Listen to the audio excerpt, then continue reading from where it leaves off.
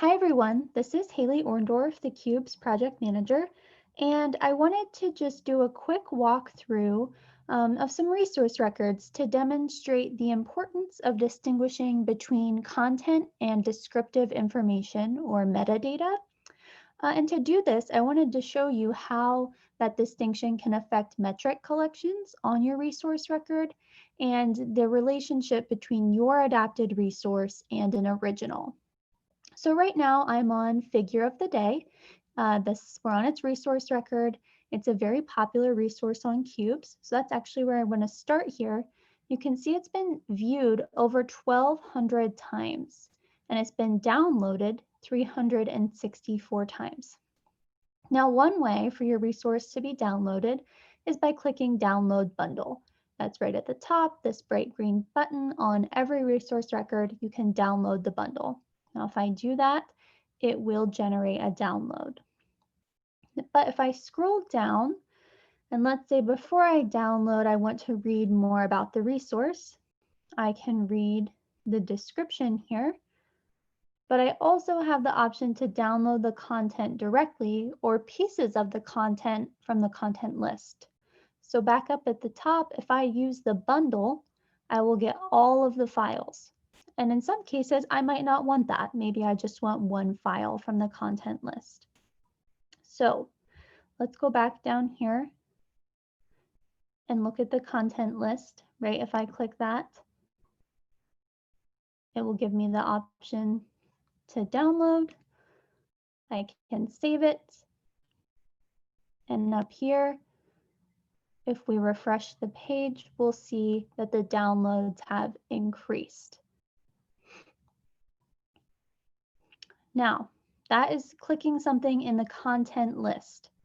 If I am perusing the description here and I see that there's a collection of community contributed figures of the day, there's a resource walkthrough of this resource in this online group. So let's say that I want to click that group. I want to go learn more about it.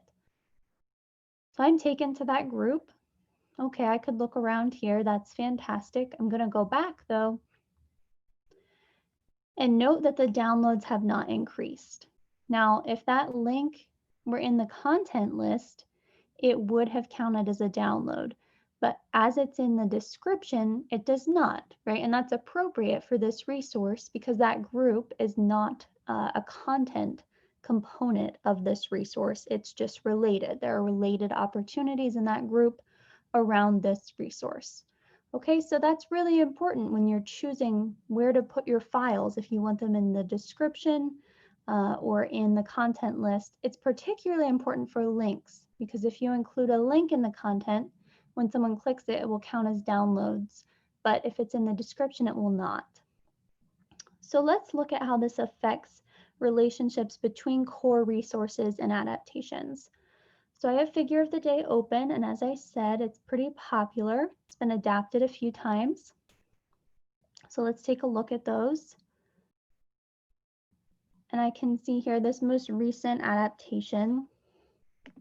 I'm going to open it up. It was modified for online. It was taught this spring as we all move to teaching online.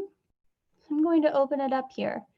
Again, now it's much more recent, so I can see there's 145 views and 66 downloads. Right? Again, I have the option to download the bundle, or I can go look at the content list. Oh, quick note here, you can see this automatic attribution that it was adapted from Figure of the Day. So right here, I can get back to the original. Now, if I go through, I can see the description. Again, there are links in here and I can follow them, but they do not count towards the metrics, right? Because they're descriptive, they're not content. Now, when I get down to the content list, I see many more items here than in the original. So there's a lesson overview, PDF, there are slides. I would assume that these slides are modified from the original slides back on Figure of the Day, right? Go down here. There was only one item in the original Figure of the Day. So if I go back to this modified version, I see a lot more going on here. And if I read closely, I will know that Rob modified this module for his online course to be figure of the week. And he was focused on a different topic than the original figures in figure of the day.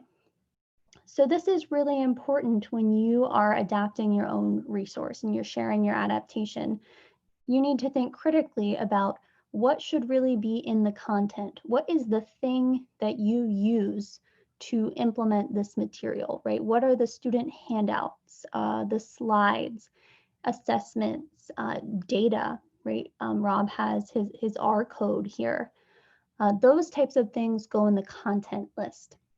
If you have links that are content like to Google Docs, Google Spreadsheets, or a website that you created, they go in the content list too. But if you have links that are descriptive and point to related information, related resources that you didn't modify or author or that didn't come from the original, they should be in the description up here. And you can put as many links and other things in the description as you'd like. It's just important to get that right? And this affects what someone else receives when they download your resource. Because when I download it, I get everything in the content list, not necessarily anything in the description. Okay, so I hope that just highlights the importance of really distinguishing between content and descriptive information.